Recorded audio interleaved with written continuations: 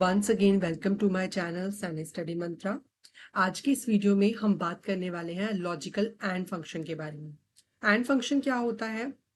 And function भी एक logical function है जिसमें हम दो कंडीशंस अगर मैच हो जाती हैं तो उस केस में जो वैल्यू रिटर्न होती है वो होती है ट्रू। और अगर दोनों कंडीशन जो है मैच नहीं होती हैं तो उस केस में रिटर्न होता है फॉल्स। ठीक है, तो ये हमारा हो जाता है एंड फंक्शन। अब एंड फंक्शन को हम कैसे अप्लाई करेंगे दो कंडीशंस के ऊपर के बेसिस पे, तो वो भी हम सीखने वाले हैं। ये हम पहले कर चुके हैं पास फेल वाला फॉर्मूला, जो कि इसमें हमने इफ फंक्शन लगाया था कि अगर मार्क्स इतने से ज्यादा अबव है, इसके इक्वल टू है तो पास है, एल्स वो फेल है।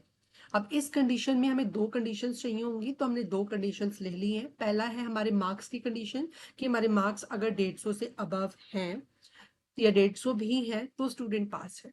पहले ये कंडीशन थी। अब हम इसी के अंदर दो कंडीशन लगाएंगे। दो कंडीशन कैसे लगाएंगे कि जिसकी अटेंडेंस 75% से अबव है या 75% है वो भी पास है, एल्स वो फेल है। अगर मतलब इन दोनों में से कोई भी कंडीशन फेल हो जाती है तो उस केस में वो फॉल्स रिटर्न कर देगा। अगर एक भी सच होगी तो वो फॉल्स रिटर्न, अगर एक भी सच होगी, सिर्फ एक सच होगी और एक फॉल्स होगी, तो वो फॉल्स रिटर्न करेगा। दोनों ही ट्रू होनी चाहिए, मतलब दोनों ही कंडीशन ट्रू होंगी तभी वो ट्रू रिटर्न करेगा। और ये जो एंड फंक्शन है वो ट्रू और फॉल्स की फॉर्म में ही आंसर को रिटर्न करता है। अभी हम देखते हैं, जैसे हम यहाँ पे लिख लेते हैं लॉजिकल एंड फंक्शन। ठीक है, यहाँ पे हम लिख लेते हैं इज इक्वल टू, सारे फॉर्मूलाज इज इक्वल टू से शुरू होते हैं। एंड फंक्शन का नाम, फिर इसके अंदर हम पहला लॉजिक लिखेंगे। पहला लॉजिक क्या है कि जो हमारा F3 है अगर वो बड़ा हो जाता है या बराबर हो जाता है किसके, 150 के।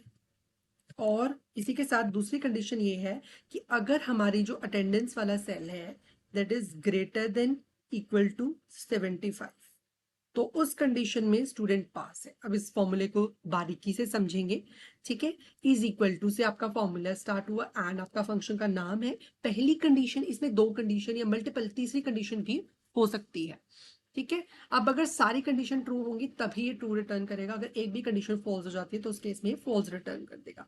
ठीक है, जैसे F3 जो हमारी अटेंडेंस है, सो टोटल है, अगर वो हमारा 150 या 150 से कम रहता है, ठीक है, ये 150 के कम रहता है तो वो फेल कर देगा, एल्स वो मतलब फॉल्स रिटर्न कर देगा।